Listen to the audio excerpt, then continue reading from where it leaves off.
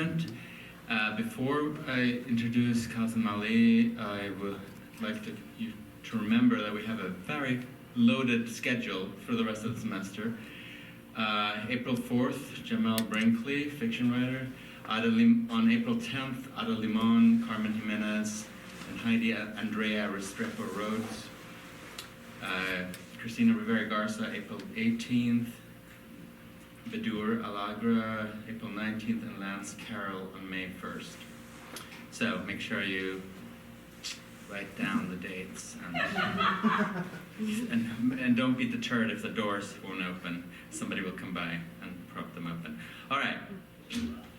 Tonight, I am really happy to be here to introduce to our program Kazim Ali, who will be reading from his book Sukan, New and Selected Poems, which you can buy over there, along with a wide range of other books from his many books that he's published.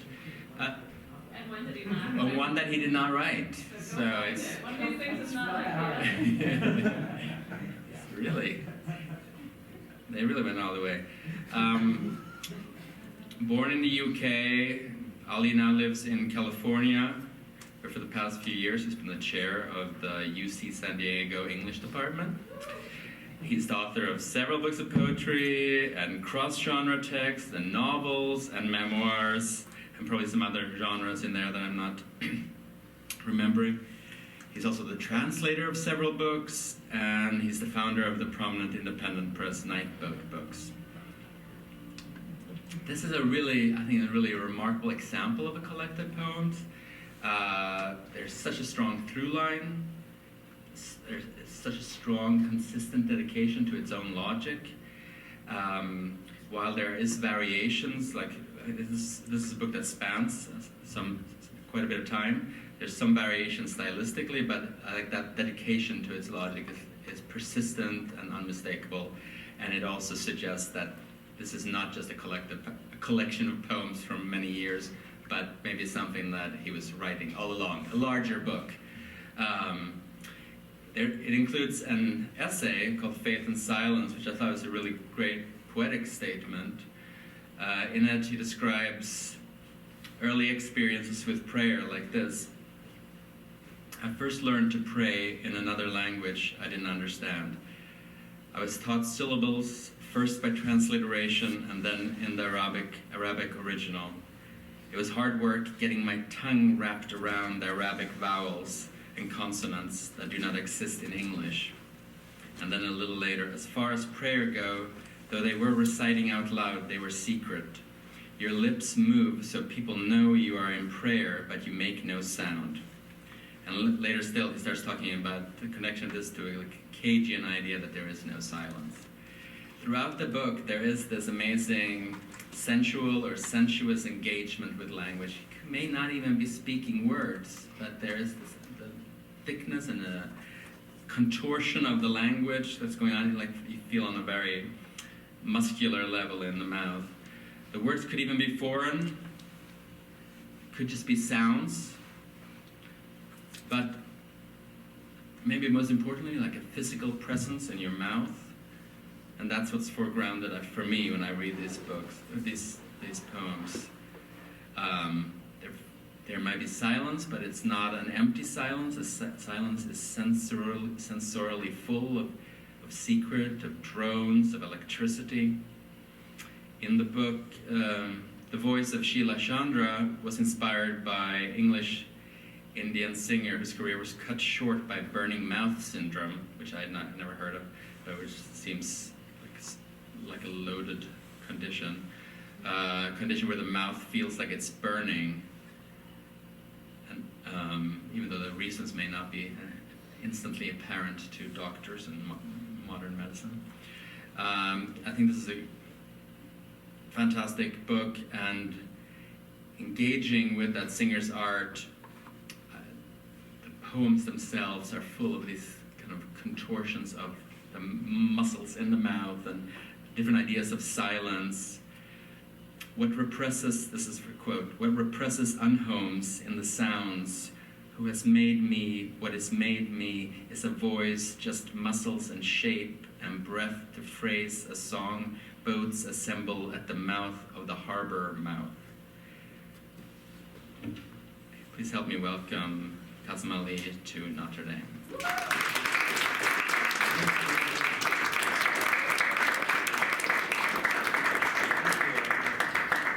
Thanks so much for that great introduction.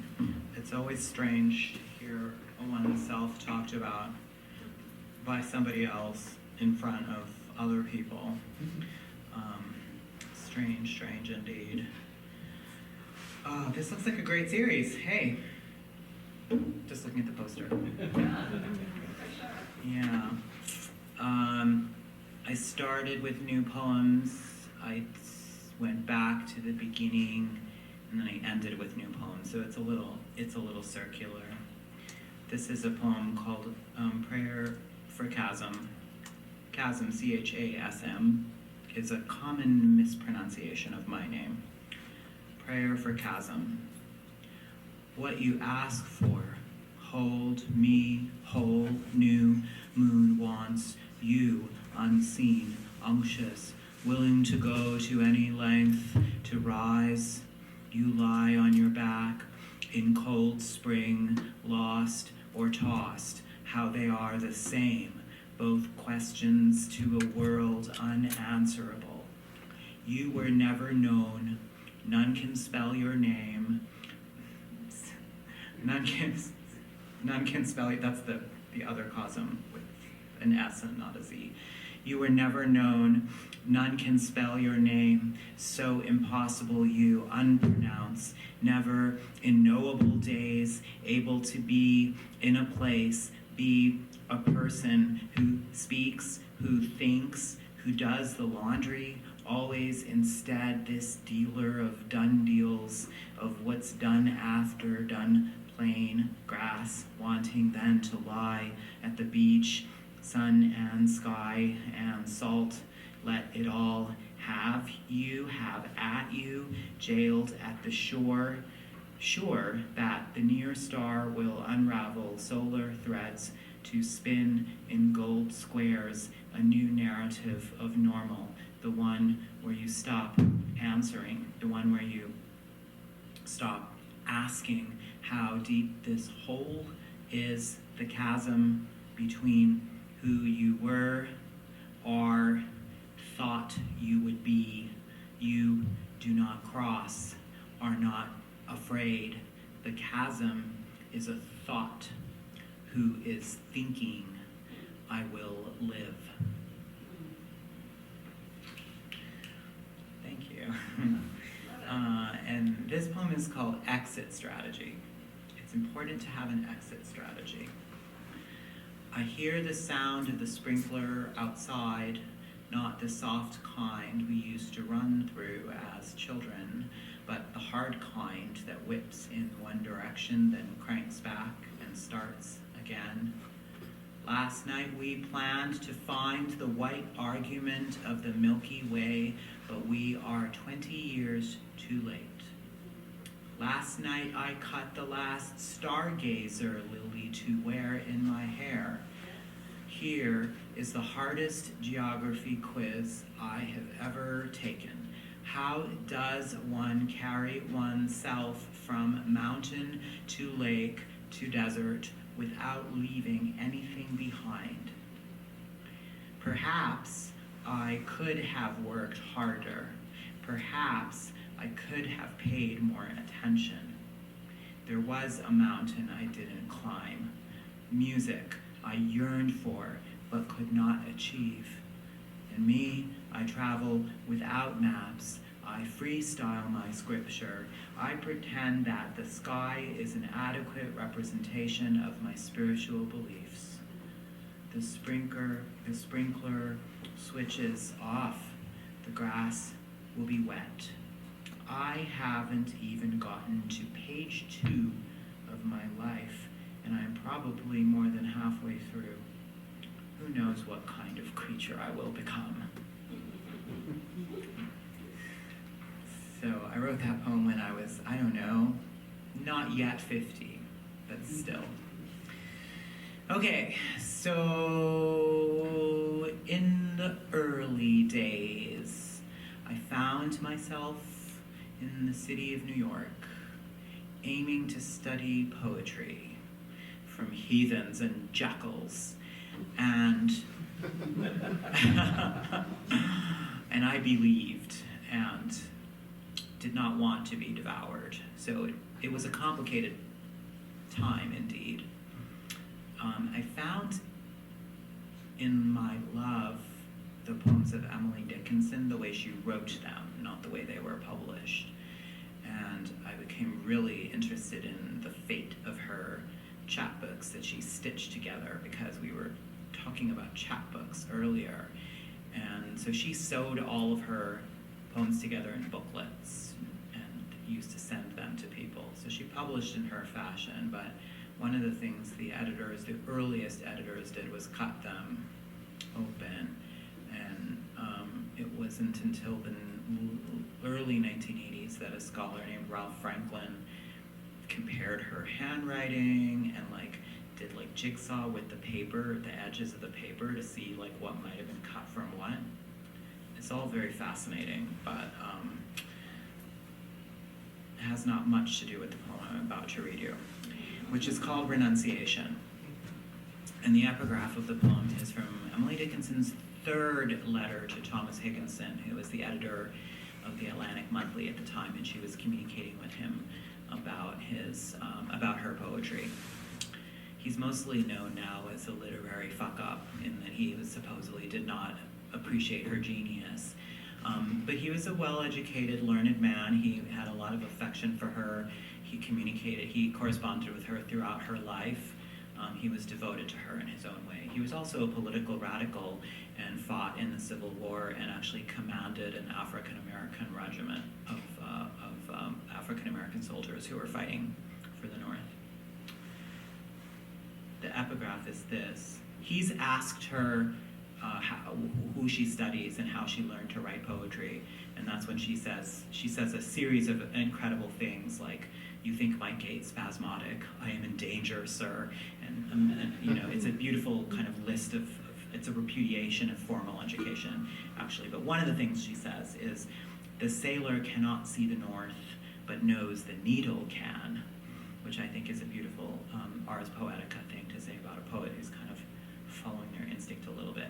And one of the things that Johannes talked about in the introduction was my tendency to get lost in language. And so this is a very early poem. It's from my first book, but it demonstrates that moment when I get dizzy inside the poem, and rather than try to conclude it or find a way to the end, I just let it fall apart around me. And that was an extremely liberating moment for me as a young poet, to sort of say and this was the second poem in my first book. So I was really we were young Turks in those days. Is that a racist term? We wanted everyone to know that we had arrived, I think. Renunciation.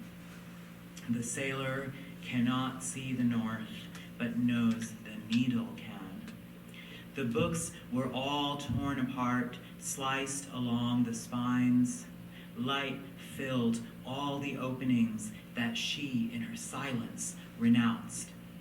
Still, her handwriting on the papers remembered us to her. The careful matching of the paper's edges was a road back. One night, Muhammad was borne aloft by a winged horse, taken from the near mosque to the far mosque. Each book likens itself to lichen, stitching softly to tree trunks, to rocks, what was given into the prophet's ears that night. A changing of directions. Now all the scattered tribes must pray, wonder, well, foundry, well, sunborn, sundered and sound here, well, you be found here, foundered and found. Thank you.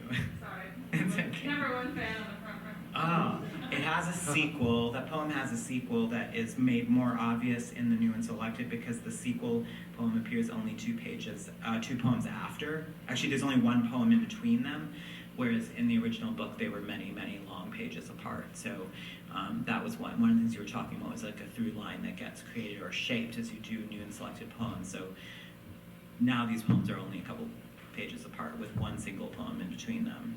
And the sequel poem is called Source, and it's also about Dickinson. In the brain, a silver window where the sky evaporates, then condenses to an enveloped name sealed with an unsigned letter. Dickinson's house, a breeze coming from the inside. Sounds bury themselves deep in the woodwork. When a scholar pauses by a closed door, she might not be listening to music, but to the door. What lingers in the letter, loosening or found, sky, name, wood, wind, syllable, sound. So Dickinson, when she wrote her very first letter to Higginson, she didn't sign the letter. She just wrote the letter. And then she had a little card that on the card she wrote Dickinson, just the last name, and sealed it up in a tiny little envelope and then put it in the big envelope with the letter itself. So he didn't even know. I mean, Edward Dickinson was the congressman from Amherst, Massachusetts, so he at least knew who Dickinson was, ostensibly knew who Dickinson was, but didn't at the time know from where this letter came, which I loved. Okay. So I want to try to read poems like kind of chronologically-ish, just so we can sort of see what's happening a little bit. And so the next poem I want to read you is also from my first book. You know, we were talking about, who was I talking to? But was it you and I who were talking about ekphrastic poetry? And how, in my mind, an ekphrastic poem cannot merely describe or even engage with only what's on the surface, but should maybe recreate the poem in language, and the action of the poem, of the painting, recreate the painting in language, the action of the painting, the vocabulary of the painting, the formal strategies of the painting, and it becomes even more interesting to me when you talk about abstract work or non-representational art. So Agnes Martin is one of the painters that I love the most and like to spend time with her work. And so when I wrote a poem called Agnes Martin, it looks like an Agnes Martin painting on the page, and this is how it goes.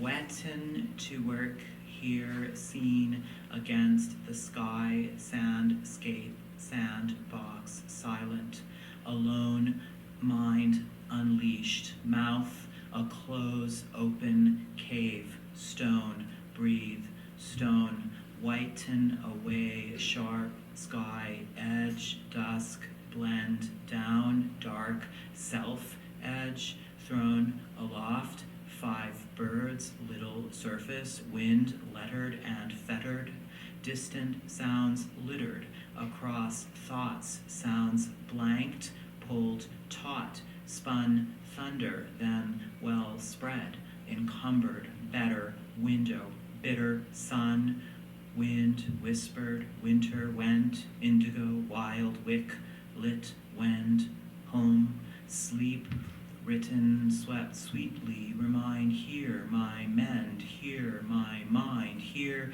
sweet music, slides, fabric, oceanic, oh, shine, year, light, shine, year, come, time, ear, tie, signs, and sing, why, think, river, open, heart, eye, cornflower, cowslip, field, wind, settled across the year, sound, thrown, settled to end here, whittled to wend.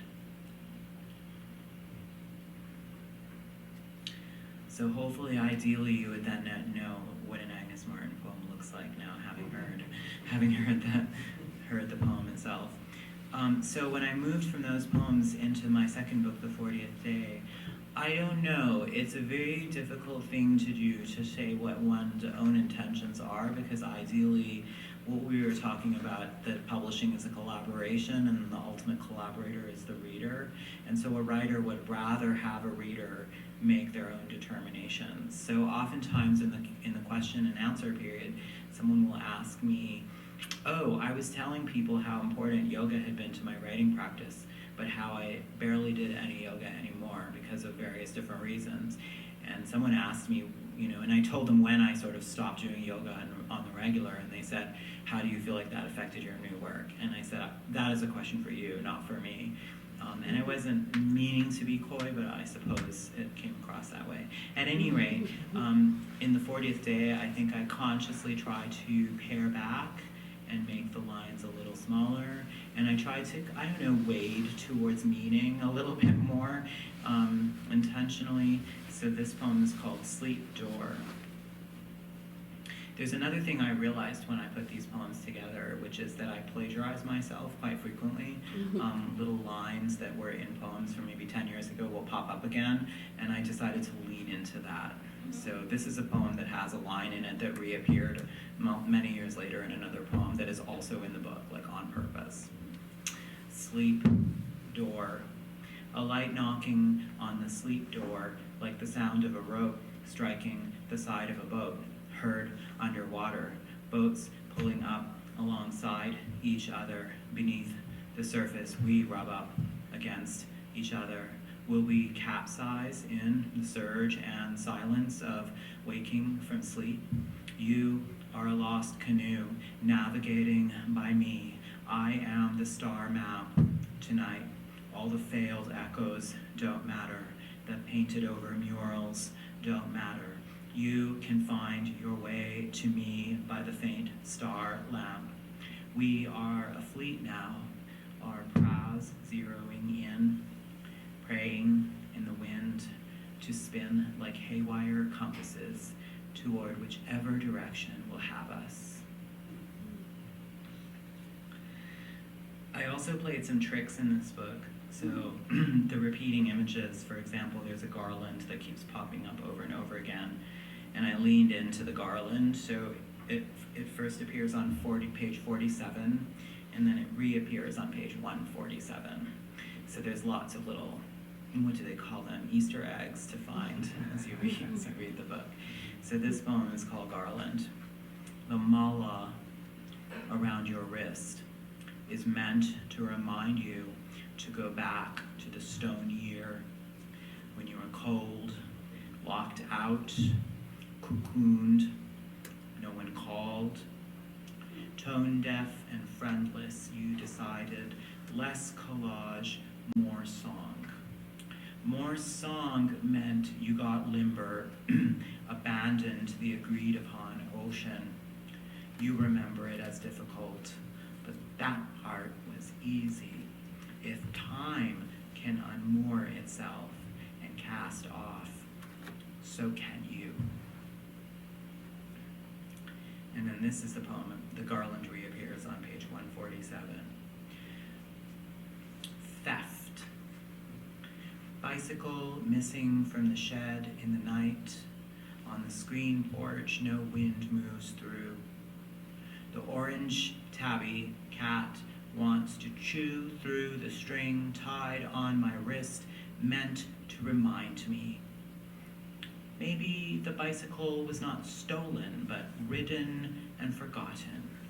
Oh, the thief of strings creeps orange through the night, whispering his hot breath, wet in my ear, in my mouth, nibbling away at what holds me. And there was another, I might not have put it, there's another garland. Oh, here it is. These poems, the other garland poem and this poem are from my book Silver Road, which they have over there. Silver Road was a weird little book because it's actually a book of essays, but then I put poems in it. I put poems in the book of essays, so it's sort of like, not sure what it is. And to return the favor, I took one of the essays from Silver Road and dropped it into the middle of this book. So I figured fair is fair. Anyways, this is the conclusion of the 3 garland poems, but it doesn't appear in the right order. It appears earlier in the book, even though it's the last poem in the garland sequence. It's called All Ways to Know. And I want to tell you, Sarnath is the place in India where the Buddha gave his first discourse on non-attachment. It is always to change direction, always to know that I quote the sutra, soft orange threads tying themselves in strings around the cage bars, my bony torso slick with gold squares pressed there. At Sarnath I first heard the syllables of lack. I am, was. I was, want. Want that I lay myself down smooth on a prayer board carried forward. The window was broken, the papers were stolen, and I was nowhere but empty, driven to think myself endlessly forward. At Sarnath, a monk tied the orange string around my wrist. It was a garland meant to remind me, but remind me of what? And I did write that poem before Harry Potter, where Neville, you know, yeah, so. So got the thing to remember, but he knows he's forgotten something, but he doesn't know he doesn't remember what he's forgotten. So it's not useful. Okay, all right, so I'd like to read some newer poems as well, so I'm gonna skip ahead. The challenge of doing a book like this is you cannot read everything. But I will read, actually. This is a poem called Yannis Ritsos. Yannis Ritsos is the great 20th century Greek poet. He was a communist as well, and so he spent a lot of time under house arrest and in prison in Greece during the military government. He was in solidarity with other poets from around the world, including Neruda and Mohammad Darwish, the great Palestinian poet, both of whom were also communists. And in fact, when Darwish and the leadership of the Palestinian government in exile fled the bombing of Beirut in 1982, they had to flee on boat because the airstrips were destroyed, and they fled to Athens. And when Ritsos heard that Darwish was coming, he went to Athens and went down to the harbor to wait for the boat and greeted Darwish and took him back to his house, basically. So there was this beautiful connection between the two men, bound by their twin exiles, exiled within their own country, basically. And Darwish later, many years later, wrote they were all alive at the same time. Ritsos died in 87 or 88, I think. Darwish lived another 20 years after that, and died in 2008. And Darwish was in Neruda's house when he wrote this beautiful evocation of Ritsos and that moment of arriving in Athens. And the epigraph from this poem describes that moment, and then I describe my own experience of learning of Darwish's death. Because Darwish, strangely enough, although he always refused to come to the United States to perform his poetry, was always invited by people, and he said, I'm not going there. But he did come for medical procedures that were life-threatening, and his friends had to beg him to go. He didn't want to come, but the doctors who did this type of surgery were in Houston, Texas, so he went to Houston, and that's where he died of post-operative complications. He had an aortic condition. His aorta was too small. So the epigraph from this, so the poem is called Yannis Ritsos, but it travels around the world. The poem enacts exile and diaspora in its own way. And the epigraph of this poem is from Darwish's poem about the Ritsos. And the line is this: Athens was welcoming to those who had come from the sea. Yannis, you held him in the glare of the diamonded sea, unteaching him his practical mantra of liberation. Maybe seeing in him a son to take care of you in your loneliness varnished by your detention in the house made of flower stems that thrust through the rocks in the prison yard, its roof made of unscannable lines of rain. You revealed to him the sound of the rusty hinged door, how it would swing sadly open and reveal no homeland beyond at all. He came from the sea, dragging his anklets of keys. Did you teach him then how the old locks and houses of his hometown were already all broken? Giannis. In the end, he rinsed the last of the coast road's dust from his body after a lifetime of pressing his language into lines of poetry and prayer and prestidigitation, tired of praising mosques in which he could not pray. The same morning that I was forbidden by the guard to pray at the Mezquita of Cordoba, he woke up in Houston, Texas, and went to a mall food court to meet for the first and last time his translator.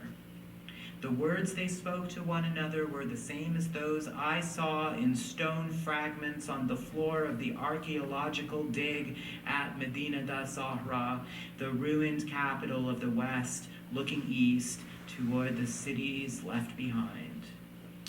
That city had remained buried in a field outside Cordoba for 1,000 years.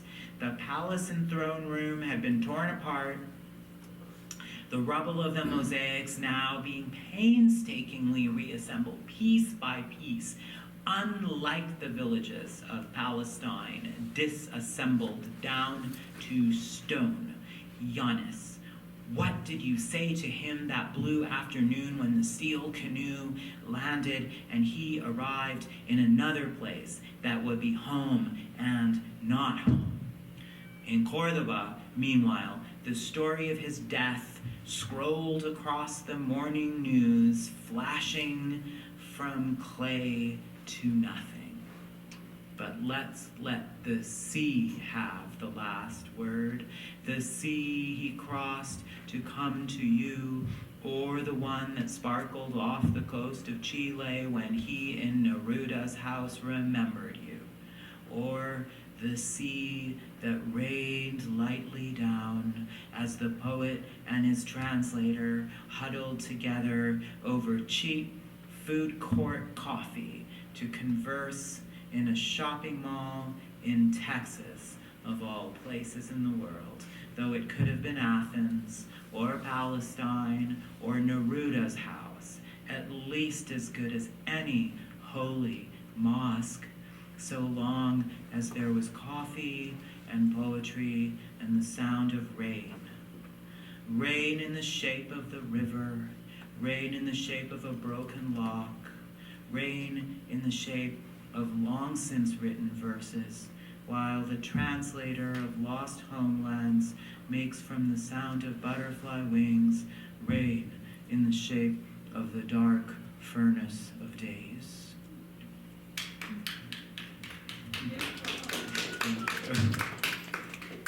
Thank you. I appreciate that. And I guess I will close with a little poem called Pulse. Pulse is a poem I wrote in the summer of, you know what? I'm just going to read it to you.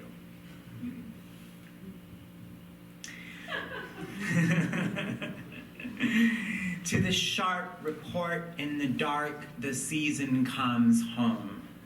Long tongue sound between hand and arm, between mouth and flesh. Hold this moment, river, still, what if it was my life? To return after years to the same province of danger, an old town you know like the handle, the bump stock, the trigger.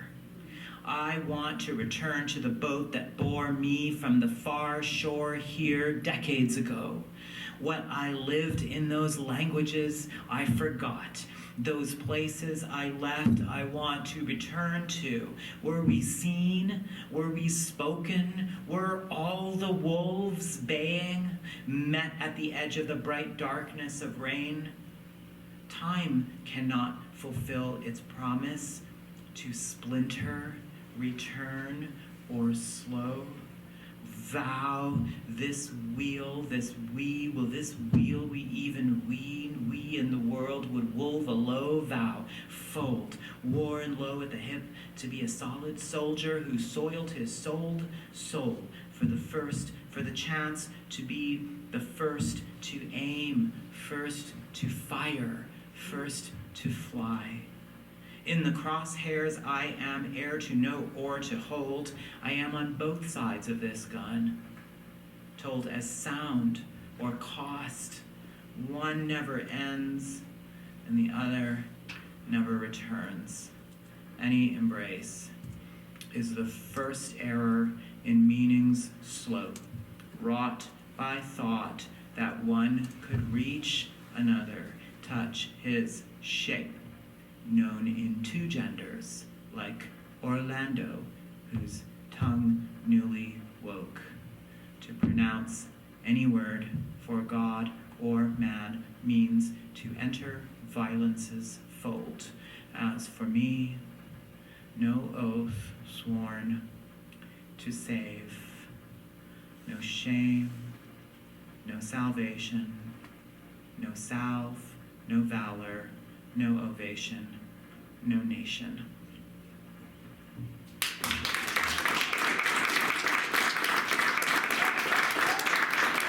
Thank you.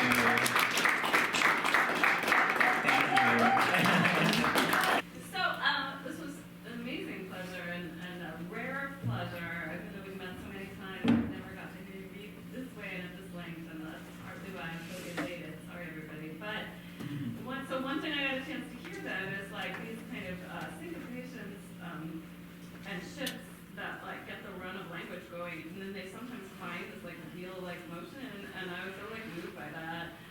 Is that an artifact of writing or something that you bring out in editing? It's probably both. And then try to... Yeah, it's definitely both.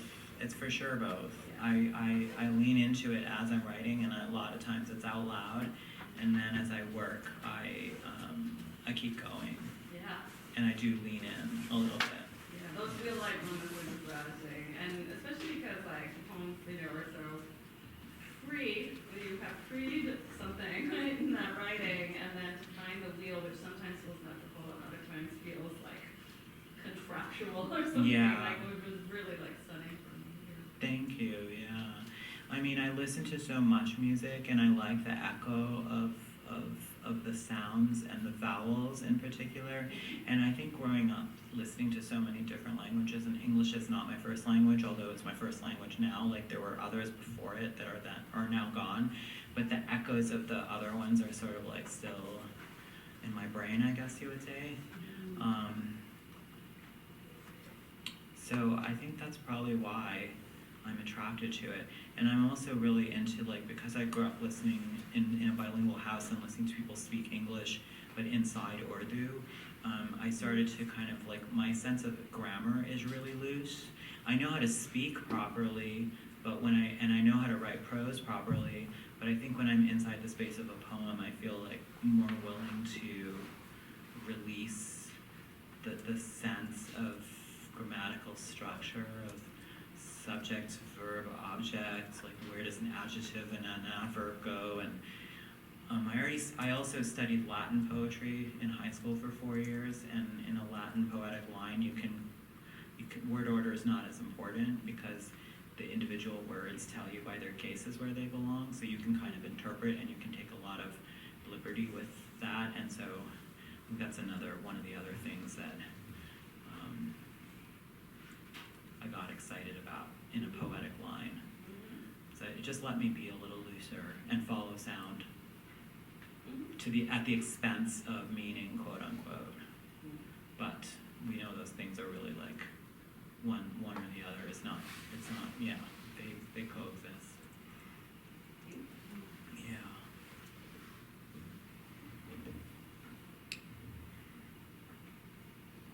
Hi there.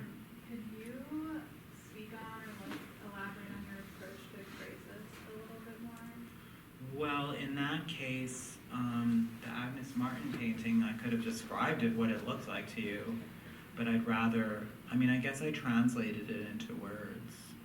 I was responding to it and trying to think about its energy, the energy of Agnes Martin's surfaces. They're not cold, they're shimmering and pulsing almost. the longer you look at them and the closer you get to them. So I think I was trying to imitate that a little bit, but an ekphrastic poem that responded to a different kind of artist would be very, very different indeed. For some reason I got commissioned a couple different times to do work, like I think the Museum of Modern Art did one where I responded to a Cy Twombly drawing, and then the Broad Gallery in LA did an event where I responded to a Roberto Matta, and then I did a Hans Hofmann poem in my book Skyward as well. So I don't know, but none of those poems describe what's in the painting. They all kind of try to access the energy of the painting. The Sheila Chandra poem? Yeah, does that count as ekphrasis because it's about music? I have this long sequence about Alice Coltrane, which is also in Sukun. And then Sheila Chandra, yeah. I mean, what Sheila Chandra was doing at the end of her career, she started out as a pop singer, and then she started singing like more devotional type of music, and then she eventually, by the end of her career, was just singing drones, like no words, only the sound. And then after she went mute, functionally mute, people used her vocal tracks. So there's still albums being released now under her name with all of her old tracks, and she's given different producers and mixers permission to use her vocal tracks to create new music, and they're doing it, which I think is a really interesting choice. That's what Yoko Ono also did, right? She's like not making new music, but like every couple of years there's a new Yoko Ono album because she's given others permission to use her vocal tracks to make new pieces, and that's what they're doing. So it's really, really interesting what Sheila Chandra did as well. So the sonnets in the Sheila Chandra sequence kind of, they tried to imitate the way that her voice is layered, and how I guess the formlessness of a wordless drone as well. So the language kind of dissolves and reforms, and there are echoes that the whole sequence is a 40 sonnet sequence. So I couldn't put all of it in Sukun. I think about half of it is in Sukun, but the full sequence is 40 sonnets. Alice James made the weird formal decision to put 2 sonnets on a page, so it doesn't read as a sonnet sequence. But when we did Sukun and we were only putting 20 in, I could have put the whole sequence in if I did 40 to a page, but I decided that I'd rather have it be seen as individual pieces. So we just made the decision. None of the earlier books are out of print, so in a way it took a little bit of pressure off. Because when you're doing a new and selected, you can kind of freak out about what you're not including, that you're condemning it to oblivion, and in a way maybe I was. But we are all going to die soon too anyway, so it's okay. True, it's a true thing, true statement. Can you talk about the title maybe, Sukun? Oh, Sukun, Yeah. the title, yeah. It's ironic in a way. Yeah, it's a mark of punctuation Right. in Arabic. It's a mark of punctuation. Every consonant in Arabic has a short vowel after it, unless there is a sukun over it, which says it's just a full stop. So the nun in at the end of the word sukun has a sukun on it. It does, Yeah. And then there are long vowels in Arabic too. But the word itself has a meaning as a word. It means serenity or calm or peace, something like that. Yeah. It's like the English word period, where it means the dot at the end of a sentence, but it also has several other meanings. Yeah. Yeah. Yeah, thank you. This was a good gift. Thanks for coming. That question I had is, so I started thinking about like Jack Spicer's injunction that poetry should speak in alien voices, because it was in our readings, and then also about your use of epigraph, and thinking about like the kind of the force and the unity of your voice at the same time, while at the same time there being a kind of poetry at work being there. And just wanted to invite you to talk about how that works for you, or how you work it, that kind of tension between your own voice and then other voices speaking in the poem as well. Yeah, and the interruptions of both. Well, it becomes a conversation in a way. And some of the poems do have like singularity, but I mean, partially it's that there's no real devotion to narrative in them. I mean, time intrudes. We have our own experiences. Our memories are not singular, and our perceptions are not singular. So you could say, like, what is often thought of as like realist or realism in fiction is very unrealistic, because we don't live our lives that way. Like when one wakes up and decides what to eat and then goes to the store and then meets the romantic interest in the second scene, that's not how you live, you know? You wake up, you're hungry, you like play the New York Times crossword on your phone, and like someone calls. I mean, it's like that's what life really is, you know? It might be too boring for literature, but that's how we actually live. So when I think about a lyric poem, I think, what are the possibilities for all of the different realities to take place inside the poem? Time and places, I guess you would say. So the challenge was to write a poem about the nightclub, quote unquote, what a weird word, to write a poem about the Pulse nightclub shooting, which is what I was invited to do as a poet's response to that horrible event. And I knew that I wasn't going to be able to write the kind of poem that would be useful in that situation, but I was going to try to write it the way I could write it, and that's what I did with mine. So, yeah, does that answer your question a little bit? Sort of like an ethical position more than an aesthetic one. But it has a scientific basis. I mean, that's what physical reality actually is, how I described it. Yeah. Yes. A comment? A question? The novel that you were describing, where each chapter is like a curriculum paragraph, Yeah. was that process like a process of like phrases, or how would you describe the process? Yeah, because I use the traditional meanings of the cards, Yeah. and then the cards do have traditional iconography, and I use the traditional iconography, but I kind of interpreted them a little bit. Because that book does have a plot. It's about this kid who's an astronomer, and he's gone to Barcelona because there's going to be some kind of confluence of planets that's going to be most easily viewed from Barcelona. So he's in Barcelona alone. He does not speak Catalan, and hilarity ensues. It's actually a romance. It's a love story. Yeah. Hi. You were talking about sonnet sequences, and I was thinking of Crib and Cage. Yeah. And maybe because of the resistance to meaning, I was kind of tempted to read it as a sequence. Yeah. Could you maybe? It is. I mean, it sort of is a sequence. Crib and Cage was a series of sonnets, 14, that I wrote in the early days of the pandemic when we were in quarantine. In the state of California, we went to quarantine early, I think it was the 7th of March. I can't remember the actual day.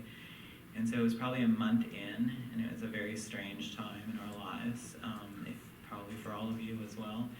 And I started to get locked down in place, and so I thought about going down into English, and I wanted to explore the different sediments of English that there were. And I went down into English, back to Shakespeare, but then I branched out. And so that poem those poems are built out of modern language, modern English, French, and Spanish, but also Shakespearean, and then Middle English, and then I branched out to Middle French, Middle Scots, and Middle Norse, which were the languages that went into modern English. There's some Latin in there too. So those poems, they are not like when I read you Pulse, and I read you some of the other ones where meaning is really abstracted. The poems that are in Crib and Cage are not like that. They're very straightforward. They just happen to be written in Middle English. So you would have to translate. You can't really translate them because they're not only written in Middle English, they're written in all those other things. But the grammar and the poems themselves, like, they could be translated into modern English. They might not be very interesting, but they are sensical. Yeah. Okay, one more question? Yeah. Make it a good one. Fine.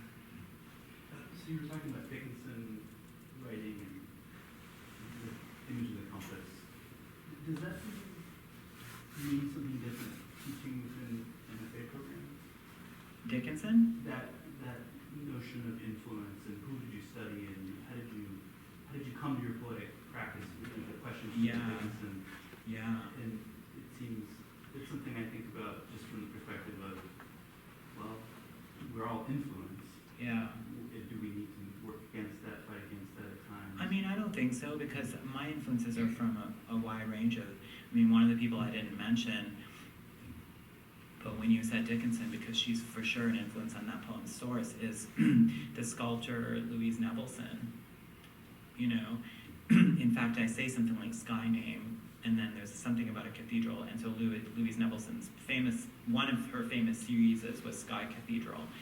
So there are all different kinds of influences that come from different directions for me, from painting, from music, from sculpture, and from writing and literature. And Dickinson was the same. You know, she was extremely well read. She read philosophy. She read Shakespeare. She read the Bible. She read Whitman. She didn't like it much, but she read it. So I think she's. I could not figure out if she ever read Moby Dick. I was trying to find out.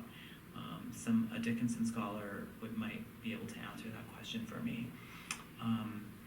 But she was barely a recluse. She didn't travel much, but she did travel. And her house, like I said, her father was a congressman, and there were people in and out of that house all the time. So she had quite a lot of social interaction. And as far as her letter writing and correspondences go, she was at least as active as like the average Facebooker, with how often she was communicating with people and sending her poems out to them and reading their. Susan was the sister-in-law / whatever she was to her, would send her poems, and she would comment on the poems and send them back. So there, she was at the center of a really, really rich intellectual life. And I think that's really what a writer needs, to really be open to all of those things. I don't know if that was your question. Yeah. Yeah. Well, thank Thank so you, much. guys.